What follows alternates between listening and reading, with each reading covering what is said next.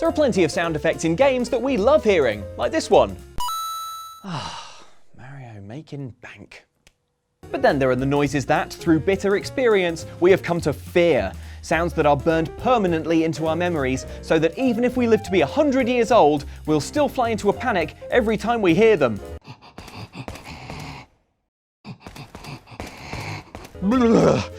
These are the terrifying video game sounds that we could not get out of our heads.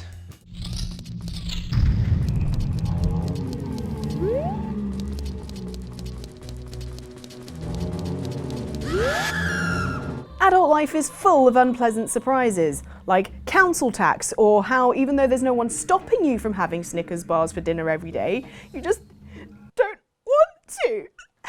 They're there. I like spinach now. Who am I? But no coming of age is quite so shocking as the one faced by little Link in Ocarina of Time, who as a youth spends happy hours in Hyrule's Castle Town Market, full of wacky characters and amusing mini-games. That is until Link retrieves the Master Sword of Legend from the Temple of Time and skips forward 7 years. Now he's not a kid but a young man, and leaves the temple to find what was once a delightful place is now a dark wasteland full of screaming, shambling monsters. Like Twitter. These awful monsters are the Re-Dead, shambling zombies who will, for Zelda fans, always be strongly associated with the point in the game where everything goes very wrong, and who make terrible moaning noises to echo that sense of despair. To those not already terrified of the Re-Dead, that moaning might just sound like a cat has sat on the low end of a synthesizer. But what's truly frightening about the sound is the screaming that comes after, which freezes Link in place while the Re-Dead attack. Jeez, what awful thing happened to these Re-Dead to make them this way? Maybe they also learned one too many harsh truths about adulthood. Oh, like how your knees always sort of hurt?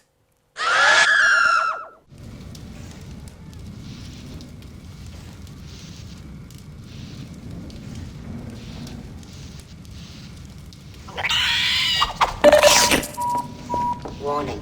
Blood toxin levels detected. It's human nature to push science ever further, like when Oppenheimer and his team created atomic weapons, or when the team from Valve said, hey, you know the headcrab from Half-Life? Let's make that again, but, even scarier. Now I am become Death, the destroyer of heads. You might think it mere folly to imagine a being more frightening than the headcrab, a four-legged, faceless creature from another dimension that scurries around like a big fleshy spider before trying really, really hard to place its gaping beak mouth over your head. Gaping beak mouth over your head. There, just adding that to the list of phrases I never ever want to hear again. But lo and behold, players of Half-Life 2 and its episodic sequels were forced to deal with the poison headcrab, which is like a regular headcrab except toxic and covered in bristly dark hair. Oh, and it makes this sound. And this one.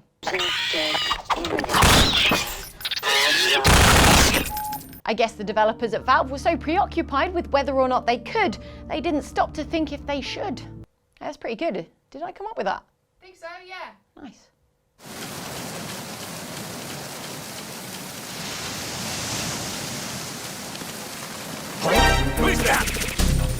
So far as we know, video games aren't actually trying to brainwash us. Oh, sorry.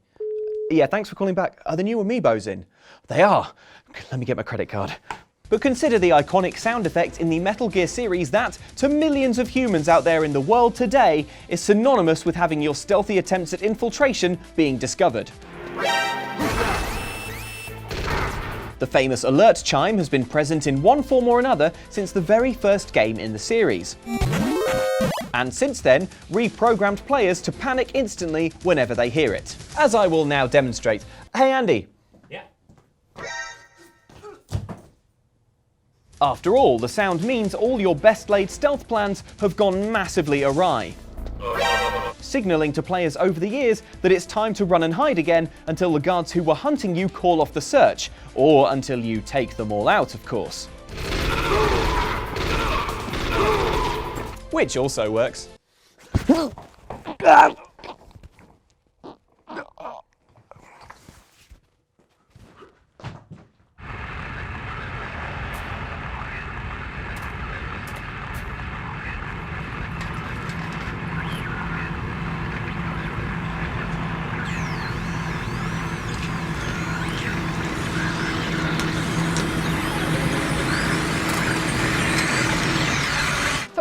the time, the scariest thing about radios was the possibility of you accidentally tuning into one of those smooth jazz stations. Ugh. But that all changed when the world was introduced to the Silent Hill series, in which a small portable radio is a frequently occurring item going right back to the very first game. What's that? Huh, radio. What's going on with that radio?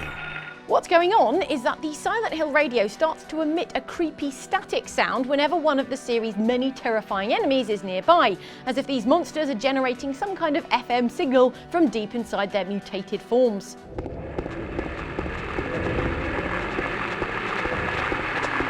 In principle, this means you get a useful heads up whenever a potentially deadly enemy is lurking around the corner.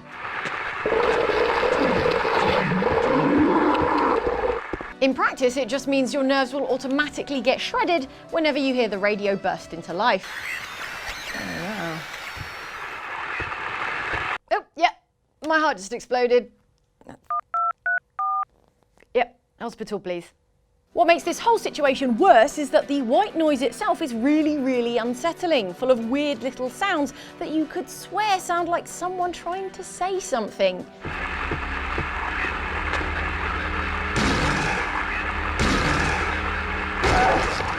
All of which means that even years and years later, the sound of Silent Hill radio static is burned into our brains and immediately fills us with dread.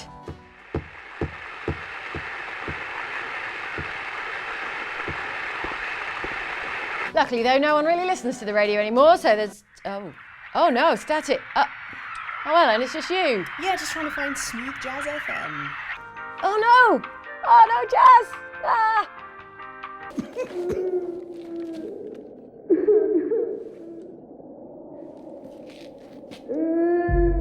Someone's still alive.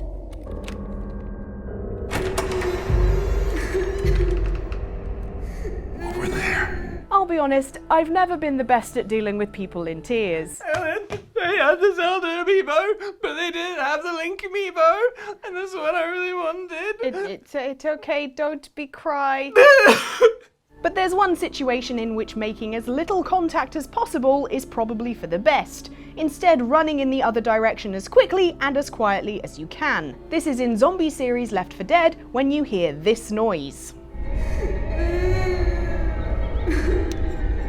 In this ransacked and destroyed world, you might think that the crying was coming from another survivor, lost and alone, needing your help. And you would be horrifically wrong.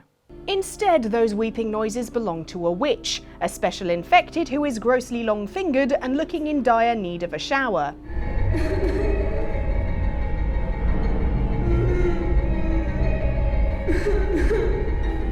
Should you approach her or shine your flashlight around to find the source of the tears, you'll startle her, causing her to flip out.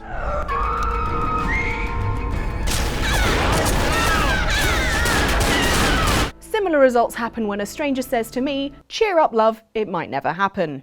This fear of stumbling across a monster capable of taking you out in one go means that a single sob will send even veteran players into a quiet panic. Flashlights are quickly switched off and quiet prayers to the gaming gods are uttered as you hope to skirt around the witch and not set her off. A tactic that I incredibly incredibly useful. They had the Inkling boy from Splatoon, but not the Inkling girl.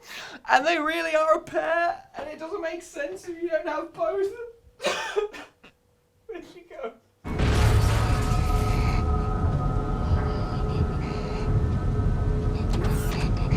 Resident Evil 4 is full of sounds that you never, ever want to hear again. Help! Leon! But none is so terrifying as the one you'll suddenly be subjected to near the end of the story, as the hero of the game explores the dimly lit corridors of a creepy island base. What was his name again? Leon! That's it. Leon soon discovers that in this facility, the shadowy Los Iluminados have been cooking up regenerators, disgusting wobbling creatures who look like bin bags full of teeth. But despite how bad they look, of the 5 human senses, it's actually your hearing that the regenerators will be bothering the most. This is in absence of data on how bad they smell, which is probably pretty bad. That sound, which no Resident Evil 4 player can ever forget, is the heavy, muffled breathing that's heard whenever a regenerator is lurking nearby, signalling to the player that a world of hurt could be lurking around the next corner.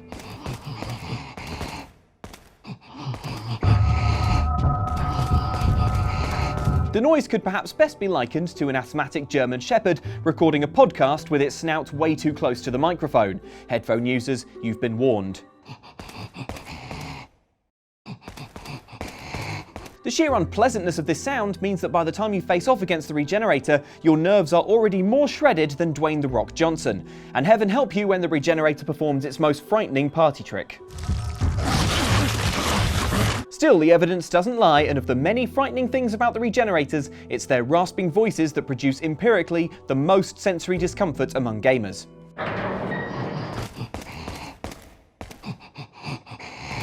Which we will now prove by sniffing this simulated regenerator, an old sock full of leeches that we found inside a dead whale and then left in the sun. Science, you are a harsh mistress.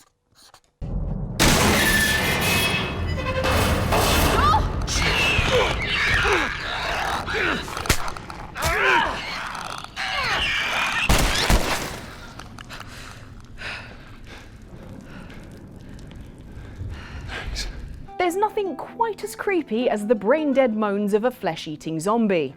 At least that's what I thought before The Last of Us. Not content with having regular zombies, this world instead fell foul to a nasty infection that turned the brains of its victims into mush. Rooms into mushrooms.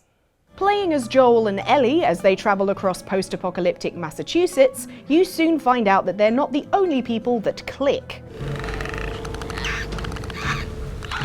Yes, in a much more literal sense, some of the people infected by a mutated strain of the cordyceps fungus make a chilling and memorable noise, earning them the nickname of clickers.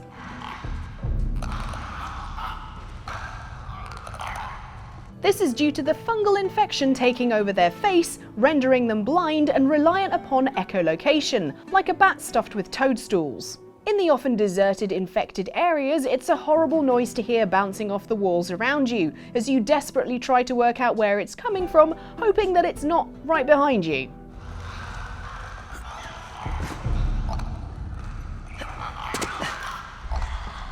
They're terrifying, being fast, strong, and able to go into a berserk mode when provoked.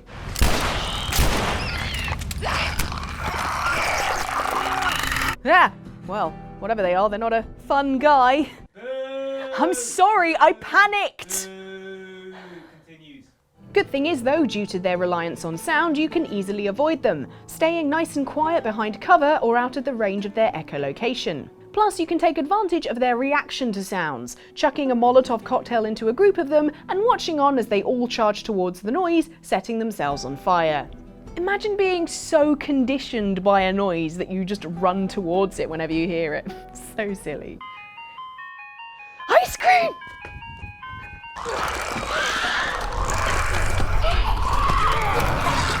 Oh, so those are some of the really horrible sound effects from games that if we live to be 1,000,000 years old, we will always still be able to hear that regenerator breathing. It's so disgusting and we can't bear it. But are there any horrible sounds from games that we missed? Can you think of any? If so, then why not shout in the comments? And Luke! yes, Ellen? I got ice cream.